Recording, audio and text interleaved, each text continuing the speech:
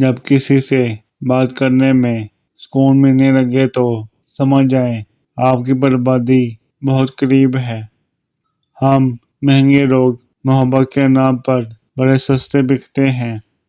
انسان کی فطرت ہے، وہ کسی بھی چیز کی 2 بار قدر کرتا ہے، ملنے سے پہلے اور کھو دینے کے بعد۔ جب آپ محبت عبادت کی طرح کرتے ہو تو آپ کو روحانی ساتھی ملتا ہے، لیکن اگر آپ کی محبت ہوس پر قائم ہے تو آپ کو کوئی ساتھی نہیں بلکہ صرف ایک اور کا جسم ہی ملے گا۔ محبت کی سب سے بڑی خوبی یہ ہے کہ یہ برسوں گزر جانے کے بعد بھی محبت ہی رہتی ہے۔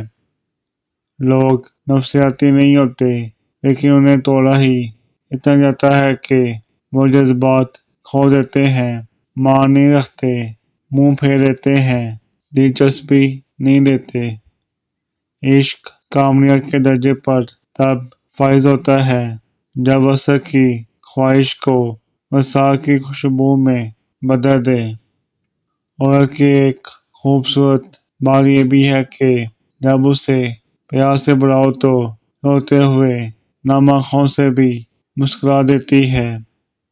بے وفا عورت کی نشانی ہے کہ اس نے نقاب کو برطرف پہنا ہوگا۔ عورت اگر برطرف نقاب کرتی ہے تو وہ حرام ہے۔ جو عورت ایسا کرے گی وہ گنہگار ہے۔ بے وفاؤں کو مارا نہیں جاتا، بے وفاؤں کو پچھتاوے کی زندگی دے کر چھوڑ دیا جاتا ہے۔ عورت جیسے جیسے ترقی کر رہی ہے ویسے ویسے فحاشی پھیل رہی ہے۔ گھر کا مرد ظالم بنتا جا رہا ہے اور باہر کا مرد ہمدرد بنتا جا رہا ہے۔ مرد بھول جاتا ہے پر معاف نہیں کرتا، عورت معاف کر دیتی ہے مگر بھولتی نہیں۔ ماہر نفسیات کا کہنا ہے کہ لڑکیوں کی ایک عادت ہوتی ہے کہ وہ ہر کسی کو اپنی پرابلم نہیں بتاتی۔ اگر کوئی لڑکی آپ کو اپنی پرابلم بتاتی ہے تو سمجھ جانا اس کے لیے آپ بہت اہم ہو۔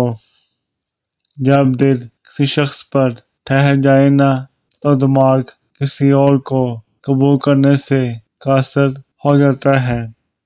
بہت سے لوگ دنیا میں فقط ماں باپ کی خاطر کہانی موڑ دیتے ہیں، محبت چھوڑ دیتے ہیں۔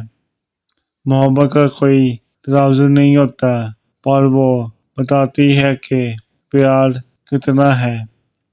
اگر کسی لڑکی کی محبت آزمانا چاہتے ہو تو محبت سچی ہے کہ نہیں تو دیکھو وہ آپ پہ شک کرتی ہے کہ نہیں۔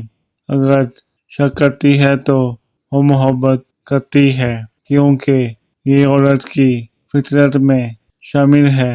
وہ مرد کو صرف اور صرف اپنا دیکھنا چاہتی ہے۔